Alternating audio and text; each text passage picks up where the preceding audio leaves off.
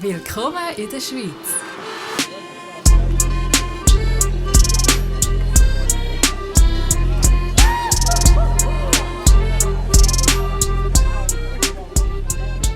Hallo zusammen, ihr hört «Willkommen in der Schweiz». Schön sind ihr wieder mit dabei.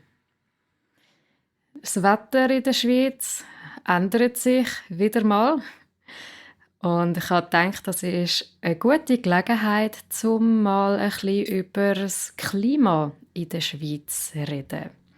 Weil da gibt es doch einige Besonderheiten, wo man da erzählen kann und wo euch vielleicht hilft, ein bisschen besser zu verstehen, warum das Wetter in der Schweiz manchmal so komisch tut. Wenn Leute an die Schweiz denken, dann denken sie oft an Kälte, an weissem Schnee und viele Berge zum Skifahren. Aber ist das tatsächlich immer so mit dem Kalthaben und voller Schnee sein? Und was bestimmt eigentlich das Wetter in der Schweiz? Um euch das ein bisschen näher zu erklären, habe ich ein paar schöne Daten angeschaut vom Bundesamt für Meteorologie und Klimatologie und von Meteo Schweiz. Das ist übrigens sehr empfehlenswert, wenn ihr wissen, wie das Wetter in den nächsten Tagen so ist und allgemein ein bisschen, was gerade so vorgeht in der Schweiz, wenn es ums Wetter und Klima geht.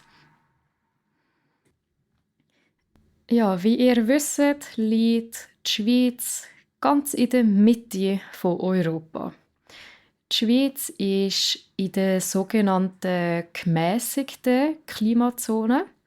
Das heißt, es herrscht ein mitteleuropäisches Klima. Ein mitteleuropäisches Klima ist ein Klima, das eigentlich kein Extrem kennt. Also keine sehr, sehr hohen Temperaturen, aber auch keine sehr, sehr kalte. Das heißt, im Winter ist es normalerweise eher mild und auch im Sommer. Was die Durchschnittstemperaturen so sind, ist relativ schwierig zu sagen, weil das ist sehr abhängig von der Höhe. Wie ihr wisst, ist es in den Bergen oben oft viel kälter als unten im Tal. Und auch, ob man nördlich oder südlich von den Alpen ist. Ihr wisst, im Norden der Schweiz ist es oftmals kälter als im Süden.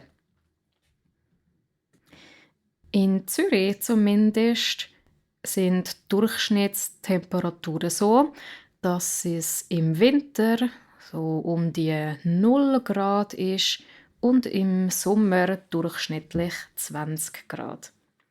Aber natürlich kann es da auch sehr viel schwanken. Gerade jetzt wegen dem Klimawandel wird es allgemein eher wärmer, als es noch vor ein paar Jahrzehnten war. Das heisst, im Sommer kann es in Zürich auch bis zu 35 Grad werden. Im Winter ist es dann doch oftmals wärmer als 0 Grad.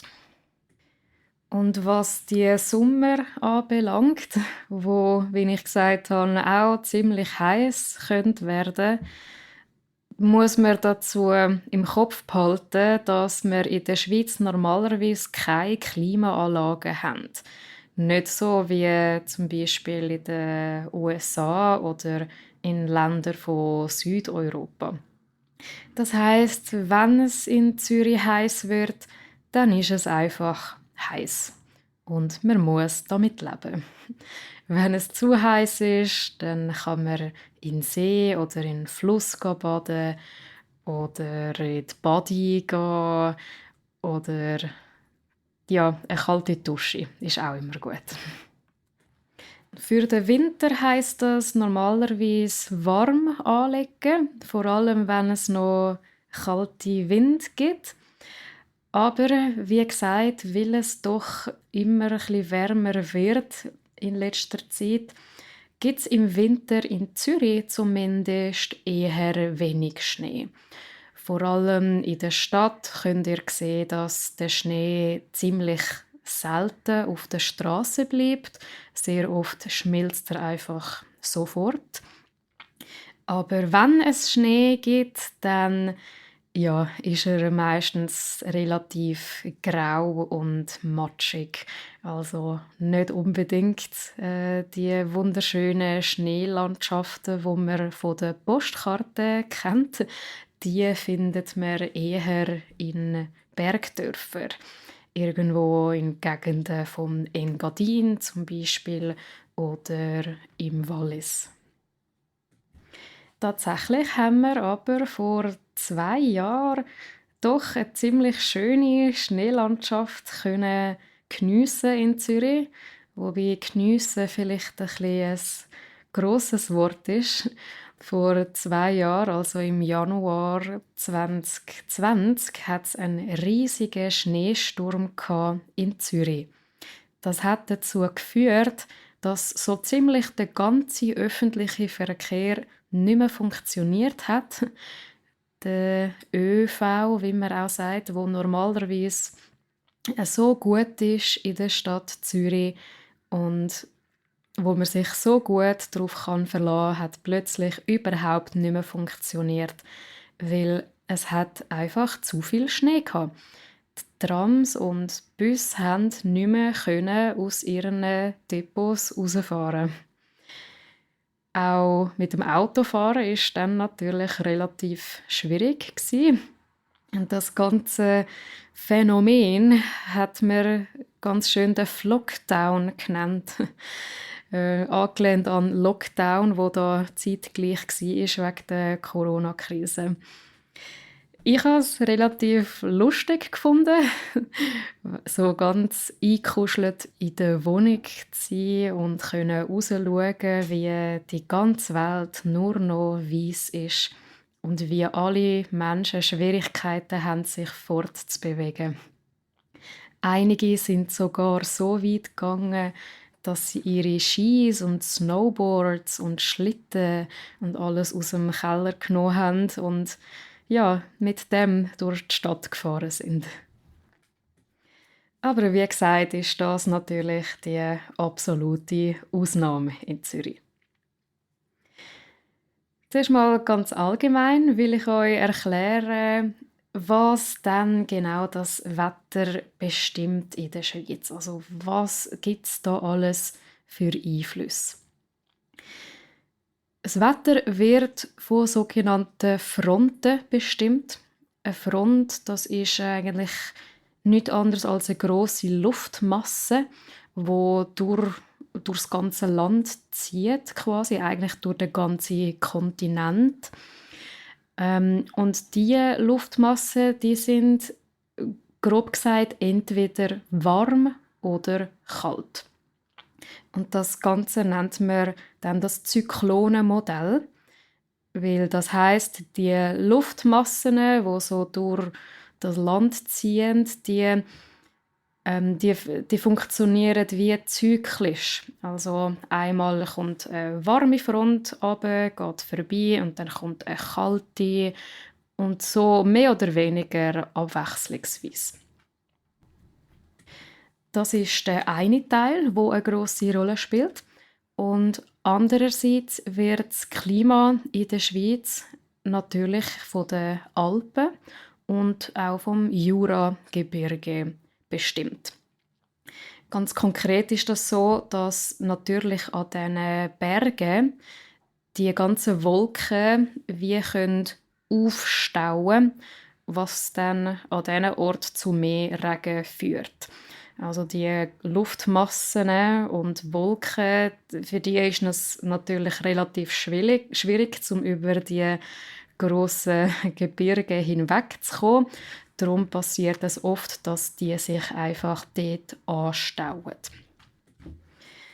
Und diese Fronten zusammen mit den Alpen- und Juragebirgelage, die führen eigentlich zu grundsätzlich 4 verschiedenen Winden, wo man in der Meteorologie von der Schweiz unterscheidet. Zum einen gibt es den Westwind. Der Wind kann warm oder kalt sein. Das ist der vom Atlantik kommt. Das heißt von der grossen Wassermasse, wo natürlich dann sich Wolken bildet und das alles dann in die Schweiz geschleppt wird. Also je nachdem, wie kalt oder warm es über dem Atlantik ist, das kann dann in die Schweiz übergezogen werden und so auch das Wetter in der Schweiz bestimmen. Und dann gibt es 2 Winde, die nennt man Föhn. Da gibt es den Nordföhn und den Südföhn. Warum die Föhn heissen, vielleicht kennt ihr das Wort für den Haartrockner sozusagen. Den nennt man auch Haarföhn. Also die warme Luft, die man brauchen kann, damit die Haare trocken werden. Also so könnt ihr euch etwa auch die Föhn vorstellen. Wobei nicht alle Föhn warm sind. Der Nordföhn zum Beispiel, der ist eher kalt, weil er natürlich, wie der Name sagt, aus dem Norden kommt, wo es ja, normalerweise eher kalt ist als warm. Im Gegensatz dazu, wie gesagt, haben wir den Südföhn, also den Wind, wo vom Süden herkommt und der bringt normalerweise warme Luft in die Schweiz. Wenn ihr den Ausdruck hört, es ist föhnig, das sagen die Schweizer amigs gern, wenn man eben die bestimmten Wind ziemlich gut kann spüren, vor allem den Südföhn, wenn man wirklich so ein warmes Lüftchen kann spüren, dann kann man sagen, das ist wahrscheinlich der Südföhn. Es ist also sehr föhnig. Der letzte typische Wind, wo man da so kennt, ist wahrscheinlich der unbeliebteste. Es ist die berüchtigte Bise. Die Bise, die kommt aus dem Nordosten, also dort, wo das Kontinentalklima herrscht, wo sehr kalt kann werden im Winter. Also die Bise, die ist immer sehr kalt. Und die Bise, eben einerseits wird die vom Klima von Nordosteuropa bestimmt. Und in der Schweiz haben dann die Berge einen grossen Einfluss darauf, wie und wo die Bise dann durchwindet. Wenn ihr euch die Karte der Schweiz anschaut, seht ihr, im Süden oder in der Mitte und im Süden haben wir die schönen Alpen und im Nordwesten ist ja das Juragebirge. Und die bilden wie so 2 Ketten. Und wenn ihr euch jetzt vorstellt, dass der Wind dort von Nordosten durchkommt, gibt es wie eine Kanalisierungswirkung, nennt man das. Das ist, wenn eben der Wind durch die 2 Ketten von Bergen geht und weil es ja immer enger wird Richtung Westen, also zuerst ist der Kegel ganz weit offen und dann macht es immer mehr zu, quasi, wenn man nach Westen geht. Und je enger das wird, je enger der Kanal ist zwischen den Bergen, desto stärker wird auch der Wind. Und das ist der Grund, warum es in der Westschweiz zum Teil ziemlich starke Windböen kann geben. Und wenn das so eine Bise ist, dann ist das zum Teil relativ unangenehm. Ja, und was heißt das jetzt alles, was ich euch gesagt habe? Was bedeutet das für das Wetter in der Schweiz ganz allgemein? Es heißt, dass das Schweizer Wetter sehr wechselhaft kann sein. Das heisst, man kann zum Teil in der gleichen Woche Schnee haben und dann warmen Sonnenschein und dann plötzlich Regen. Also man weiß nie ganz genau, was einem erwartet, weil man weiß nie, was für eine Front echt gerade da ist und welche Wind vorherrschen. Wenn ihr mehr über das Wetter erfahren wollt, müsst ihr natürlich gut Meteo schauen oder auf Meteo Schweiz nachschauen. Die können dann zum Glück für die Woche relativ gut sagen, wie das Wetter ungefähr wird. Das heißt, wenn ihr in der Schweiz seid, was unbedingt in euer Gepäck gehört, ist ein Regenschirm. Für im Sommer braucht es kühle Kleider, für wenn ihr in der Stadt sind und es warm kann werden. Dann braucht ihr unbedingt Sonnenbrille und Hut. Und das mit der Sonnenbrille, das gilt nicht nur für im Sommer, sondern auch im Winter in den Bergen. In den Bergen ist es zwar relativ kalt, da müsst ihr immer warme Kleider mitnehmen, vor allem im Winter. Aber auch Sonnencreme gehört unbedingt ins Gepäck, genauso wie die Sonnenbrille und der Hut, wie ich euch gesagt habe.